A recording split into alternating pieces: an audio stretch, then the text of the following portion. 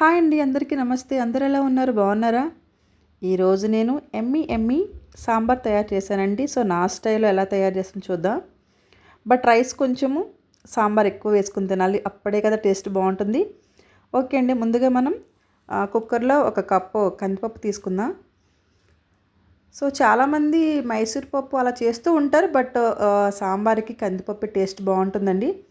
So కందిపప్పుని మనం శుభ్రంగా wash చేసుకొని అందులో 1 కప్ కందిపప్పుకి 2 కప్స్ ఆఫ్ వాటర్ తీసుకోవాలి.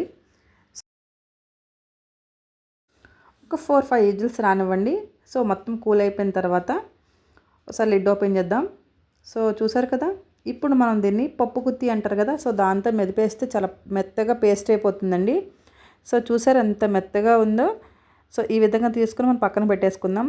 ఇందులోకి మనం వెజిటేబుల్స్ రెడీ చేసుకుందాం. నేను సాంబార్లో ఎక్కువగా వెజిటేబుల్స్ వేస్తానండి. సో ములక్కాడ, టమాటా, వంకాయ, బెండకాయ, స్వీట్ పొటాటో అండ్ ఆనియన్స్, పచ్చిమిర్చి, క్యారెట్, ముల్లంగి మాత్రం చాలా బాగుంటుందండి, ఖచ్చితంగా మిస్ అవ్వద్దు.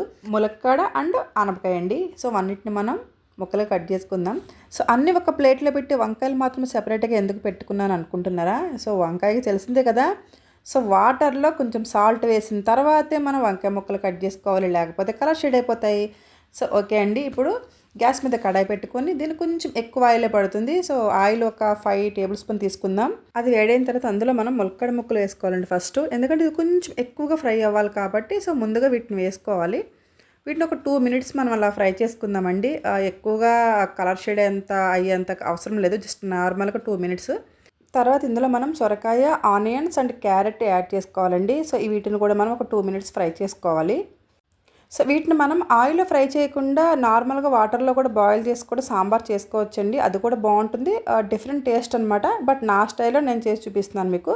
తర్వాత పచ్చిమిర్చి, స్వీట్ పొటాటో, బెండకాయ, ముల్లంగి, టమాటా అండ్ వంకాయని కూడా యాడ్ చేయాలి. వంకాయ వేసిన తర్వాత మాత్రం ఖచ్చితంగా మీరు 1/2 టేబుల్ స్పూన్ సాల్ట్ వేయాల్సిందే.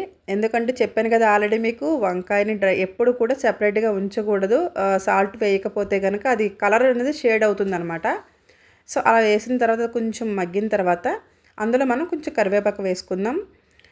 సో తర్వాత మనం మెత్తగా మెదుపు పక్కన పెట్టుకున్న పప్పుని యాడ్ చేద్దాం. సో అందులోకి మనం కారం, ఉప్పు, పసుపు, అలానే సాంబార్ పౌడర్, నేను ఇంట్లో తయారు చేసిన పౌడర్ వేసానండి. బట్ కారం కొంచెం తక్కువ వేసానండి, ఎందుకంటే పచ్చిమిర్చి యాడ్ చేశాను కదని. సో ఫైనల్గా మనం చింతపండు రసం తీసేసుకొని ఒక నిమ్మకాయ సైజ్ అంత చింతపండుని నానబెట్టేసుకొని సో ఆ రసం వేసేసుకోవాలి. మనకి ఎంతైతే కావాలో సో అంత వాటర్ వేసేసుకోవడమే. సో కొత్తిమీర అండి, కొత్తిమీర వేయంగానే లుక్ అనేది మారిపోతుంది. లుక్కే కాదండి, టేస్ట్ కూడా మారిపోతుంది, చాలా బాగుంటుంది. సో ఇలా కొంచెం మరిగిన తర్వాత పోపు వేసేసుకుందామండి. నెయ్యితో పోపు వేసాను అనమాట. సో ఎండుమిర్చి, కరివేపాకు, ఆవాలు, జీలకర్ర, వెల్లుల్లిపాయలు, అలానే ఇంగువ అండి. ఇంగువ మాత్రం అస్సలు మిస్ అవ్వద్దు, ఎందుకంటే ఇంగువ ఉంటే నా టేస్ట్ బాగుంటుంది.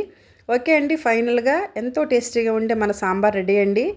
రైస్ తక్కువ పెట్టుకోవాలి, బట్ సాంబార్ ఎక్కువగా వేసుకోవాలి. అంటే ముక్కలు ఎక్కువగా ఉంటాయి కదా, సో నాకు అలా ఇష్టం అండి. సో చూస్తుంటే తినేయాలనిపిస్తుంది కదండి. సో ఇంకెందుకు లేట్ అండి, ప్రిపేర్ చేసేసుకొని తినేయండి మరి, చాలా బాగుంటుంది. సో నేను మాత్రం చాలా ఎక్కువగా వేసేసుకుంటాను అనమాట పీసెస్, చాలా బాగా ఎంజాయ్ చేస్తూ తింటా. ఇందులోకి మాత్రం తప్పనిసరిగా అప్పడం మాత్రం పెట్టుకోండి. ఓకే అండి, థ్యాంక్ యూ ఫర్ వాచింగ్.